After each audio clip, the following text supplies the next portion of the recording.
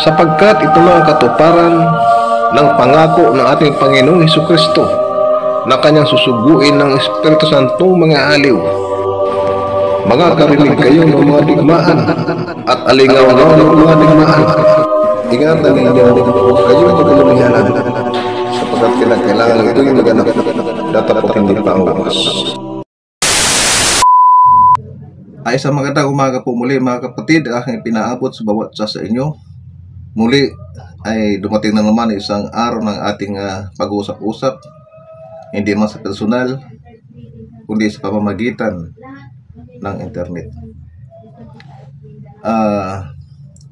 Napakabilis po ng paglipas ng panahon. Parang kailan lang, tulad na aking sinabi, na yung paglipas ng 2 dekada, natatandaan ko po, ay yung mga pamangkin ko nung araw, mga anak ng mga kapatiran, halos gaganyan pa lang sila kaliit. Maliliit pa sila. Ngayon, may mga anak na sila. Sabi ko, parang isang panaginip. Yung 2 dekada na lumipas, parang isang panaginip. Kaya,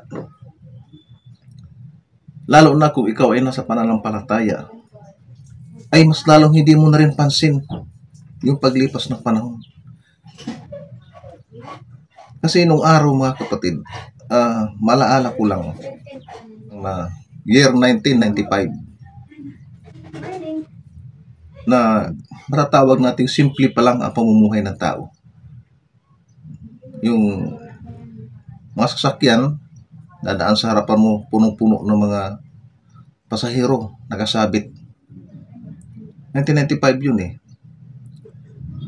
1995, natatandaan ko po yung yan yung mga panahon ng pagbaba ng isa sa mga patriarka. Yung panahon na yun, halos lahat ng kapatiran na naaalala ko. Yung isang buhay na alaala na pangyayari ng mga panahon na yun. Lahat ng kapatiran, halos tama lang sila nakakakain. Gumagawa ng mga paraan para mabuhay sa isang matatawag nating pinakamahinang uri ng hanap buhay. Kasi nung araw yung ate ko, gumagawa yun siya ng kindi. Tapos i-repack, i-deliver. Kami naman nung araw, akit sa bundok, pagkatapos nag-iipon ng mga kahoy o bibinta. Isang simpleng pamumuhay na wala yung paghahangad ng anumang bagay. Kasi kasalukuyan po yung panahon na yun, yung pagbaba ng patriarka. Pagdating ng pagsamba, halos lahat kami nasa loob ng sambahan. Nasa loob po kami lahat ng bahay dalanginan. Pagkatapos ng samba, nag-uusap-usap. Ang halos madalas na napag-uusapan namin, yung mga bagay na nasa kalangitan. Mga bagay sa kalangitan. Kasi ang pagbaba kasi ng mga sinugo ng Diyos, mga kapatid, katulad ni Kristo, ay iniaaral nila yung mga bagay ng kalangitan. Siyempre, wala naman ibang pwede aral o magkwento ng mga bagay ng tungkol sa langit, kundi yung mga taga-langit. Sila yung mga galing dun eh. Naturalmente, pagdating sa lupa, dahil bumaba sila, karapatan nila na ihayag din sa tao mga karunungan na nagbubuhat sa kalangitan. Katulad ng pagbaba ng ating Panginoong Hesukristo. Inihayag din niya yung mga bagay-bagay ng kalangitan. Hanggang sa inihayag niya yung mismong sinsya ng kanyang planeta. Na yan nga po yung bagong Jerusalem. Nandyan po sa aklat ng Apokalipsis. Basahin po ninyo. Nandyan ang sinsya ng bagong Jerusalem. Ganon din naman sa panahon ito ng pagbaba ng Espiritu Santo, nahayag din ang siyensya ng isang planeta.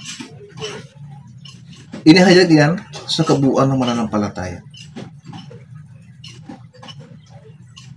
Nandiyan po. Pagkatapos, noong panahon na yun, kahit na napapansin ko lang, kahit mahirap ang buhay, parang hindi mo pansin eh. Hindi mo napapansin yung hirap ng buhay kapag ikaw ay nasa pananampalataya. Kasi po mga kapatid, ang samba po namin nung araw ay 3 beses sa isang linggo. Merkules, Sabado at saka araw ng linggo. Yan po ang samba namin nung araw. Kaya yung mga tao nung araw, yung mga mananampalataya, pagka walang samba, nandun sa kanya-kanyang mga hanap buhay na maliliit na hanap buhay lang. Yung iba, may natatandaan ako na hingisda. Nakatira sa tabing dagat na hingisda. Yung iba, gumagawa ng mga nire-repack na mga kindi. Yan, i-deliver sa mga tindahan. Yung iba naman, sa bundok, kami nung araw, nangunguha kami ng mga kawayan, pagkatapos gagawin namin stick, di-deliver namin. Ayan po. Tapos, kung may time naman na medyo mahuli ang isda kasi malapit lang kami sa tabing dagat, i-deliver ko naman sa isang bayan. Magkano lang 1 kilo ng bigas ng araw, napakamura lang. Hindi katulad ngayon ng panahon na ito. Kaya, pag araw ng samba, natatandaan ko po, araw ng samba, gabi ang samba namin eh, gabi. Gabi rin ng Sabado. At pagdating ng linggo, araw, umaga hanggang alas 12 naabot kami ng alas 12 ng tanghali. Pag araw ng Miyerkules, yung mga anak ng mga kapatiran, yung mga bata, bago mo lang matapos ang samba na mamandang alas 10:30 ng gabi, mga bata tulog na lahat doon sa upuan. Napapansin ko po, tulog sila lahat doon sa upuan. Yung mga maliliit, mga sanggol pa lang sila nung araw eh. Yung iba, napapansin ko yung ibang mananampalataya, yung bata, kalong-kalong habang nasa upuan, tulog na. Tulog na yung bata. Yung nanay naman kumakanta. Tapos, yung tatay naman, kung ikaw ay isang ministro, nandun, nagpapatupad ng samba. Sasalita doon sa pulpito. Pero yung mga anak-anak nila, nandoon, tulog na lahat doon sa, titignan mo doon sa mga likod nila, ganyan. Yung mga maliliit, tulog na. Tapos, alam mo, alas 10 ng gabi, ang tapos ng samba, hindi pa naman uuwi. Tuloy pa ang kwentuhan sa loob ng sambahan.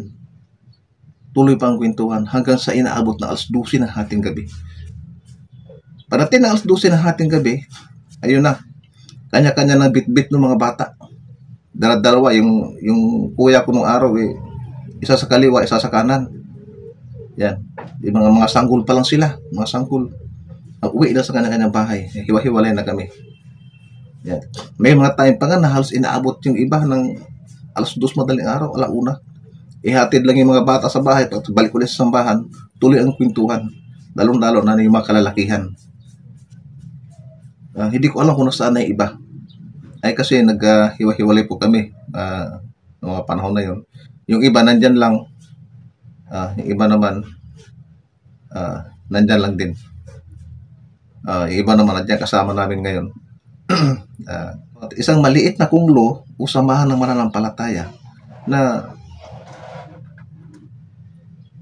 hindi alintana yung hirap ng buhay. Tapos kasama namin noong panahon na yun, yung patsarka at na ibang mga kalakbay ng patsarka na nagbubuhat sa kalangitan. Kaya pag nagsibaba sila nung araw, may kipag-usap sa amin, masaya kami kasi ibinabalita sa amin yung mga bagay ng kalangitan. Kaya pagkaharap namin sila, hindi na namin maisipang umalis sa harapan nila. Hindi na namin maisipang umalis. Yan po ang buong katotohanan yan. Buhay po na alaala na isinishare ko po sa inyo.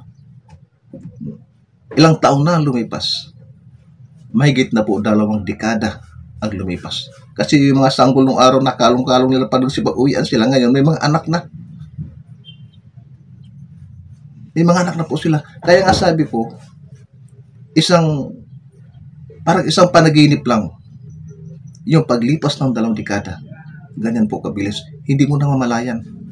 Lalo kung ikaw ay nasa pananampalataya. Kasi kung ikaw nasa pananampalataya, hindi mo pansin ang paglipas ng panahon. Bakit ka? Magre-replika sa iyo yung sistema ng kalangitan. Anong sistema ng kalangitan? Ang kalangitan po ay walang kaorasan. Dahil sa kaharian, wala namang araw at walang gabi doon. Laging sinasakop sila ng unang liwanag ng kalawlatian ng Diyos, kabuuan ng mga planetas sa ikatlong langit. Walang araw, walang gabi, nananatili silang liwanag. Hindi katulad sa ating daigdig. Ang ating daigdig ay mayroong araw at mayroong gabi. Nilagyan niya ng tanglaw ang araw, nalagyan din niya ng buwan para tumanglaw sa gabi kasama ng mga bituin. Ganyan po kahalaga ang planetang ito. At gayon din ang mga tao na naninirahan sa daigdig na ito. Ganyan po kahalaga. Napakaganda po ng pagkagawa ng Diyos sa planetang ito na ating kinagaluhan. Hanggang dito po lamang mga kapatid, pansamantala ay puputuloy ko ang video. Huwag kayong mag-alala at abangan nyo lang ang aking mga video sa mga susunod na mga araw at ipagkakaloob ko sa bawat isa sa inyo. Huwag kalimutan mag-subscribe at pindutin ang notification bell para lagi tayo updated sa mga susunod na mga video. Marami pong salamat at magandang umaga muli sa bawat isa sa inyo.